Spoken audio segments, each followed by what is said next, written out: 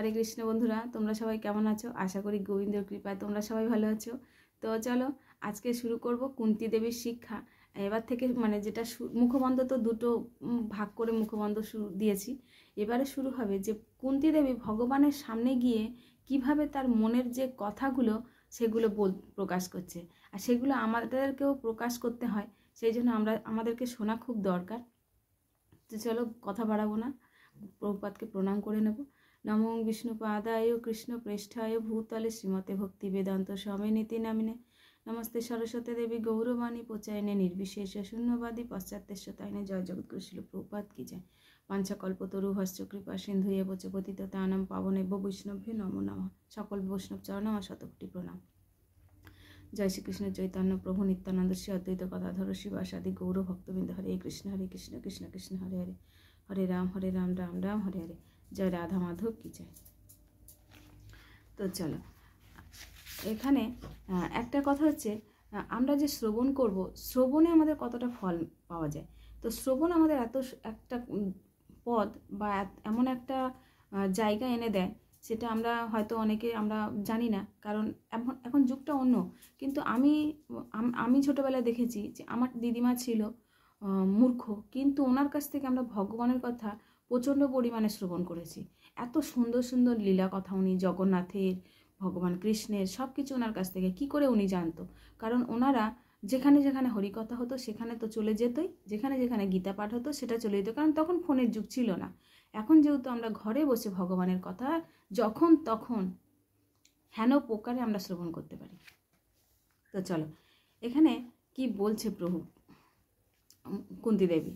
আদিপুরুষ 1 অধ্যায় দিয়ে শুরু করছে।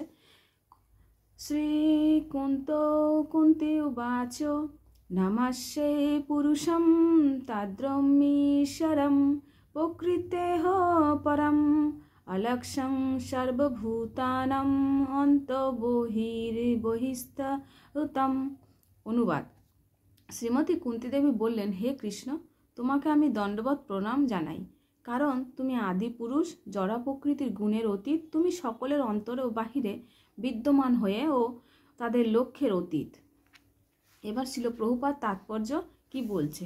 ভ্রাতৃপুত্র ভূমিকা গ্রহণ করলেও ভ্রাতৃপুত্র হচ্ছে আমাদের ভাইপো, ভাইয়ের ছেলে। কৃষ্ণ যে আদি পুরুষ ভগবান, শ্রীমতী কুন্তী দেবী এ বিষয়ে সম্পূর্ণ সচেতন ছিলেন। নিজ ভ্রাতৃপুত্রকে শ্রদ্ধার্ঘ্য নিবেদন করে কুন্তী দেবীর মতো একজন দিব্য জ্ঞানের আলোকপ্রাপ্ত নারী কোনো ভুল করতে পারে না। তাই তিনি কৃষ্ণকে প্রবঞ্চিত আদি পুরুষ বলে সম্বোধন করেছিলেন।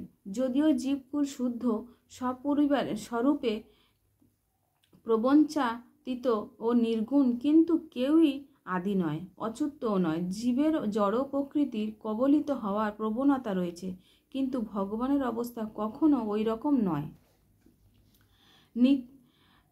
এই জন্যে বেদে ভগবানকে সকল চেতন ও জীবসত্তার মধ্যে পরম বলে বর্ণনা করা হয়েছে।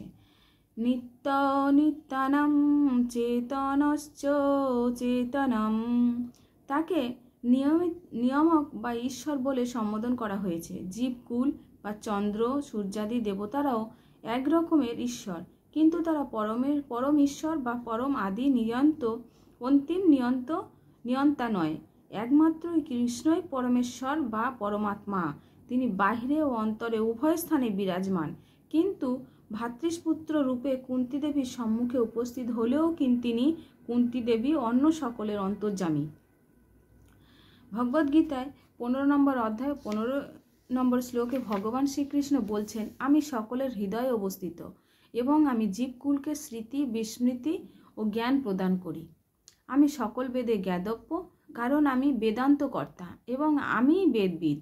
কুন্তী দেবী দৃঢ়ভাবে প্রতিপন্ন করছেন যে ভগবান জীবকুলের অন্তর ও বাহিরে উভয় স্থানে অবস্থান করেও সকলের লক্ষ্যের অতীত। তাই ভগবান সাধারণ মানুষদের কাছে বিভ্রান্তিকর কুন্তী দেবী স্বয়ং অভিজ্ঞতা অর্জন করেছিলেন যে কৃষ্ণ তার সম্মুখে উপস্থিত। তবুও অশ্বত্থামা ব্রহ্মাস্ত্রের আক্রমণ থেকে ভ্রূণকে রক্ষার্থে তিনি উত্তরার গর্ভে প্রবেশ করেছেন। শ্রীকৃষ্ণ সর্বব্যাপী, না তিনি এক স্থানে বিদ্যমান, এই বিষয়ে কুন্তী দেবী স্বয়ং হতবুদ্ধি হন। বস্তুত কৃষ্ণ একই সময়ে যুগপৎ এক স্থানে অবস্থানকারী এবং ও সর্বব্যাপী উভয়ে, কিন্তু তারা শরণাগত কৃষ্ণভক্ত নয়। তাদের কাছে তিনি আত্মপ্রকাশের ক্ষমতা সংরক্ষণ করেন। এই আচ্ছাদনের ও আবরণান্তিক পদ্মাকে পরমেশ্বর ভগবান মায়া শক্তি বলে। এই দুই শক্তি ভগবত বিদেশী ও জীবাত্মার সীমিত দৃষ্টিশক্তিকে নিয়ন্ত্রণ করে পরবর্তী অধ্যায়ের তা ব্যাখ্যা করা হয়েছে। এখানে হচ্ছে কুন্তী দেবী আদিপুরুষ তিনি যে আদিপুরুষ সেটা কুন্তী দেবী এখানে আমাদেরকে শ্রবণ করালেন। তো চলো এবারে ছোট ছোট, যেটা বড় হবে বড় হয়ে যাবে, এটা ছোট ছোট আছে, ছোট ছোটগুলো শুনতেও সুবিধা হবে, সকলে কোনো অসুবিধা হবে না, ছোট ছোটগুলো দেবো। তো চলো আজকের এখানেই রাখবো, আর তোমরা সবাই মনোযোগ সহকারে শ্রবণ করো, কারণ খুব ছোট ছোট জিনিসগুলো হয়। আর যদি আমার ভুল হয়ে থাকে তো সবার কাছে কান জোর করে ক্ষমা চেয়ে নিচ্ছি। রাধে রাধে, হরি বল।